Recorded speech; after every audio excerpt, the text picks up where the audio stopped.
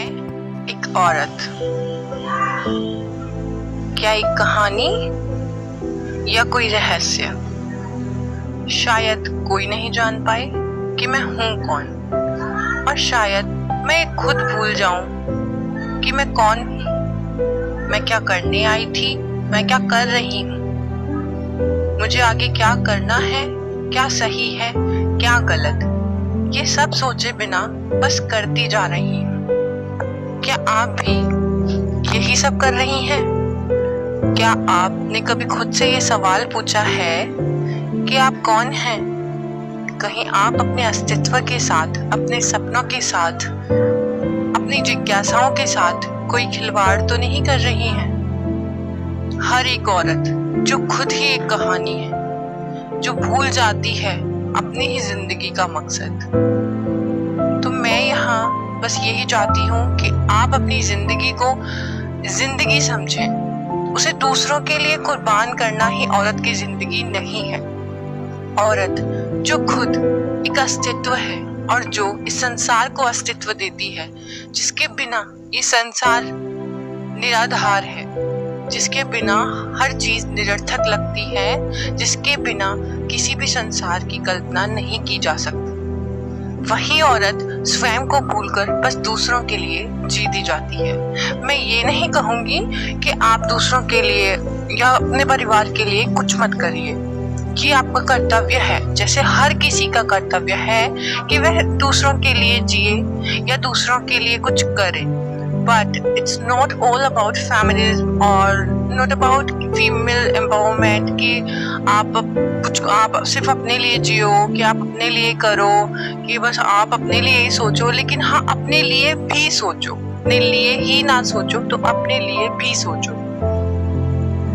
Life is a mystery.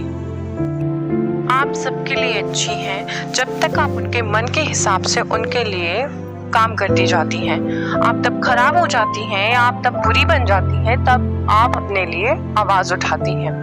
तब आप किसी को समझाना चाहती हैं कि आप क्या चाहती हैं, आपके सपने क्या हैं, कि आप उन्हें पूरा करना चाहती हैं, तो आप हर किसी के लिए बुरी हो जाती हैं। चाहे वो आपके अपने क्यों ना हो, आपके पिता हो सकते हैं, आपके भाई हो सकते हैं, आपके पति हो सकते हैं, आपके बच्चे हो सकते हैं। मैं सबकी बात नहीं कर रही हूँ, मैं उनकी बात कर रही हूँ जिनके साथ ऐसा होता है, जब उनके करीबी ही उनके खिलाफ हो जाते हैं, जब आप अपने लिए ही आवाज उठाना चाहती हैं। तो मैं ये कहूंगी कि आपका आवाज उठाना गलत नहीं है। आप हिम्मत कीजिए, आप अपनी शक्ति को पहचानिए। औरत के अंदर शक्ति नहीं होती, वो खुद एक शक्ति है। वो चाहे तो ये दुनिया पलट सकती है। जिस हिसाब से वो एक घर को जोड़ कर रखती है, घर को स्वर्ग बनाती है, सहेज के रखती है, वैसे ही वो अपनी पे आए तो इस समाज को पलट के भी रख सकती है। औरत के बिना इस समाज की कल्पना निराधार है, निरर्थक है। सोचा ही नहीं जा सकता कि उसके बिना कोई संसार है, कोई सृष्टि है। तो मैं कहूंगी कि अपने विचार उसी के आगे रखो जो उनकी कद्र करे, जो उन्हें समझे। अगर जो आपको समझ ही नहीं रहा, उसके साथ आपका जीवन खराब है। जो आपको नहीं समझता, उसके साथ आप जीवन जी ही नहीं सकते। आपको जीना भी नहीं चाहिए। जिसको आपके सपनों की कदर ना हो, जो आपकी जिंदगी को जिंदगी ना समझे, जो आपको इंसान ना समझे, जो खुद को आपके बराबर ना समझे, तो उसके साथ मैं कभी नहीं चाहूंगी कि आप अपने जीवन का कोई भी पल बांटें। तो अपने लिए आप स्टैंड लीजिए और समझाने के भरसक प्रयत्न कीजिए। वो आपको समझे तो अच्छा है, और नहीं समझे तो मैं आपसे यही रिक्वेस्ट करूंगी कि प्लीज अपने शब्द, अपने विचार उन लोगों पे जाया मत कीजिए जो आपको समझना नहीं चाहते, जो आपको आगे बढ़ने से रोकना चाहते हैं। अपने लिए स्टेप उठाइए, अपने सपनों को पूरा कीजिए, परिवार को भी संभालिए।